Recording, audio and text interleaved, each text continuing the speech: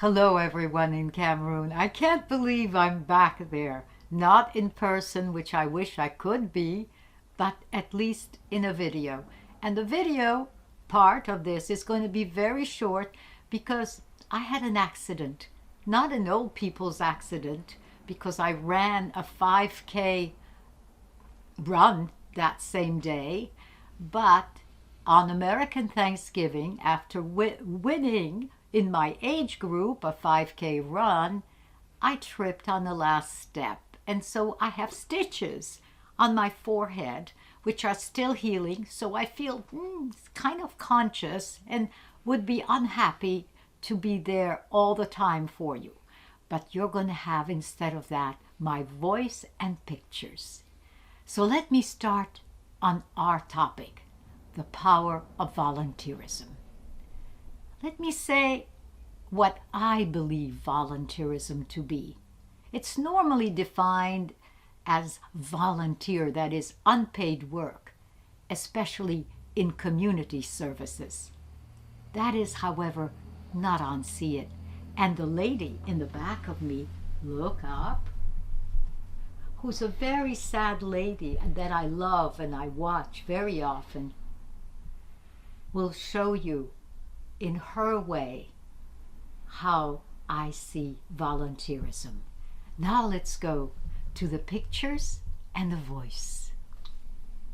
Let me, an elder, go back decades, in fact almost 7 decades, and consider a telling moment in an adolescent's life.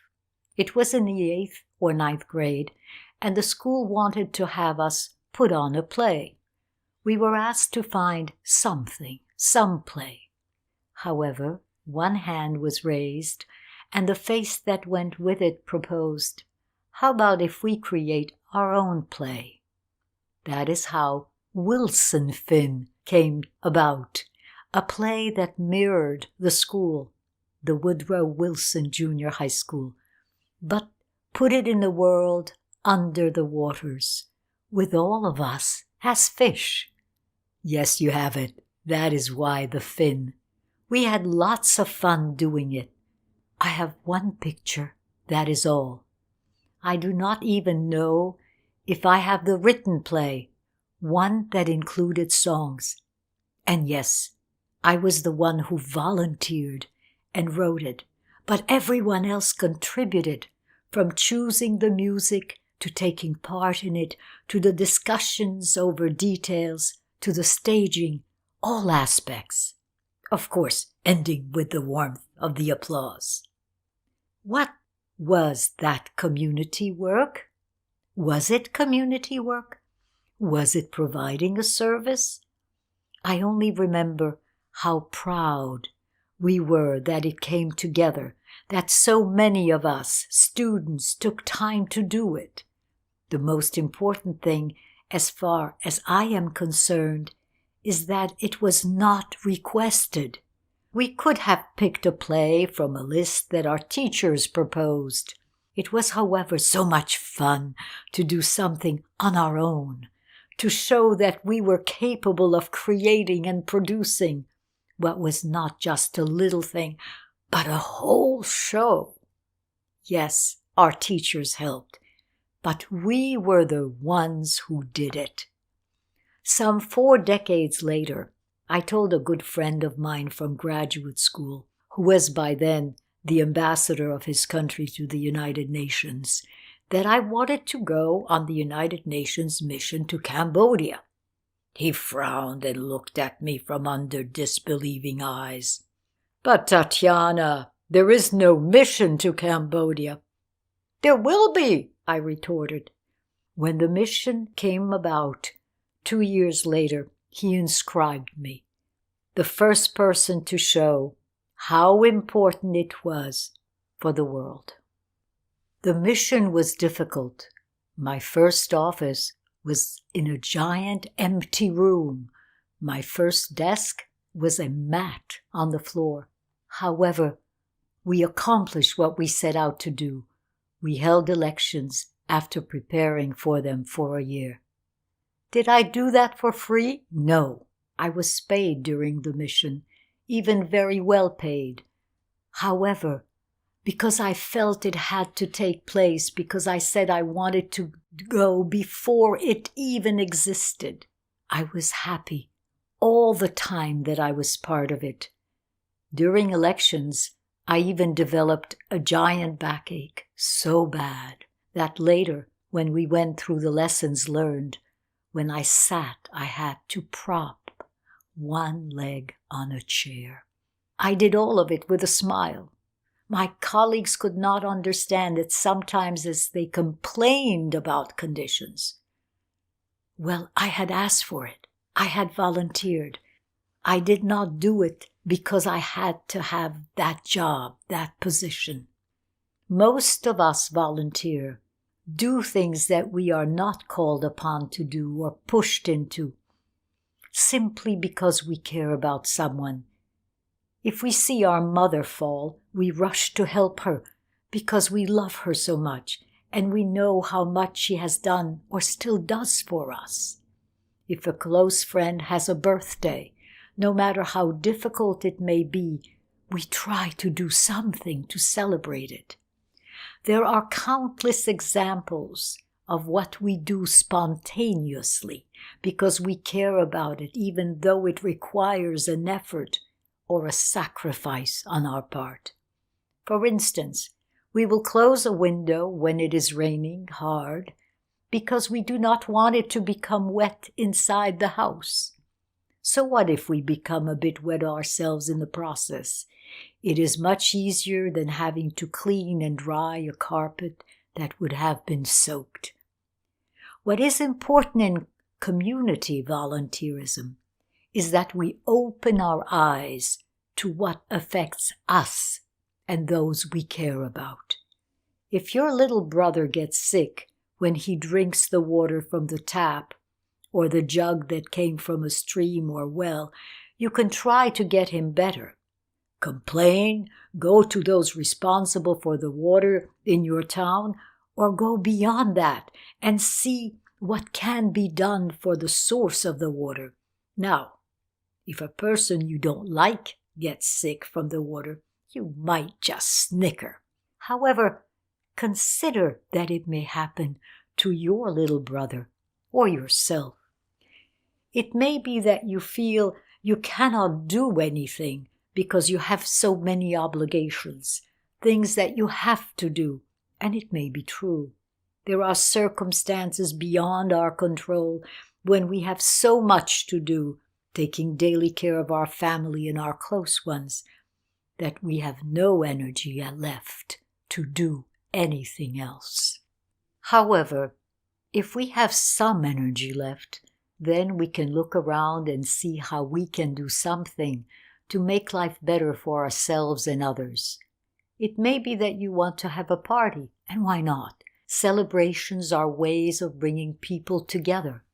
You may want to establish a garden because you have just read about what is good for your health and realize that you and your friends are not getting the vegetables you need. It may be that you see that the people in your area don't have adequate medical care, so you decide that you will become a doctor, no matter how hard that may be. That is volunteerism. Look around. See what you would like to improve. Consider what you would not like to be there anymore. If someone else saw it or sees it, you may be able to become part of a group that takes on whatever you would like to change. However, if no one else is doing anything about it, do not think you are incapable of starting something. You can do it. But what if you see that the change can only be brought in from outside?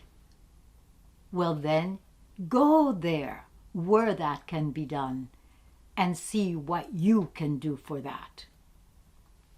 The child of immigrants in one country who moved to another country where they lived for years among immigrants from various parts of the world, I saw that what I wanted changed could only be done if I went beyond those communities.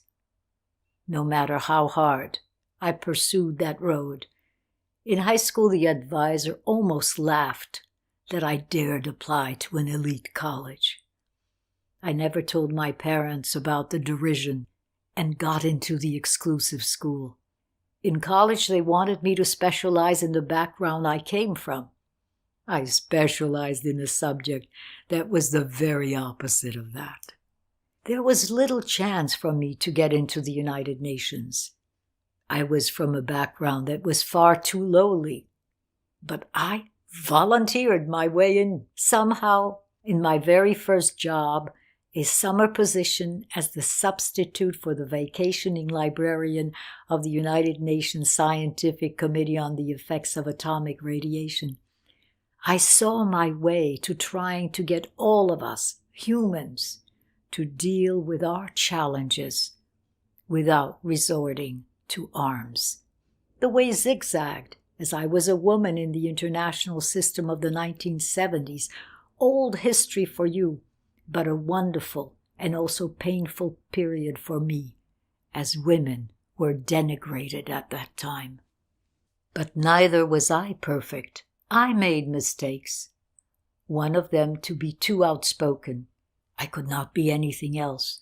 In spite of that, I did get to prepare for elections in Cambodia, in South Africa, and in Mozambique.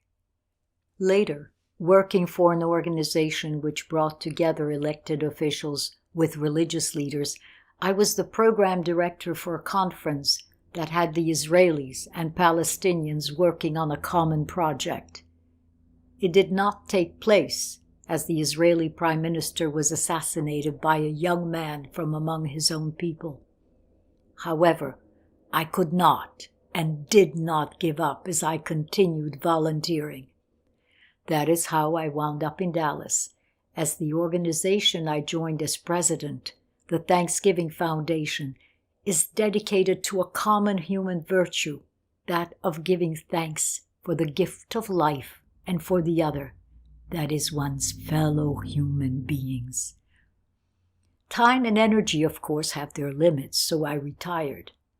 At that I must laugh, as it only opened up the way to another volunteerism I had secretly been pursuing all my life, writing novels. I had started that at the old age of 10. Yes, you are hearing clearly.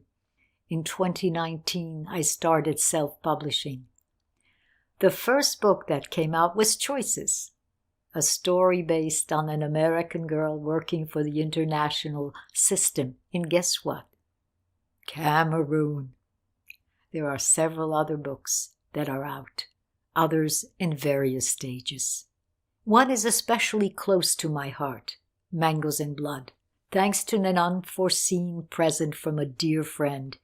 It is even a short 10-minute film, and its subject is what may happen if the voiceless are not given a voice. Do not let that inner voice for good lay dormant inside. Let it out. Volunteer for what you see is needed for your community, whether that community is a village, a city, a country, or the world. Your voice, your efforts, your actions will have an impact. Volunteer.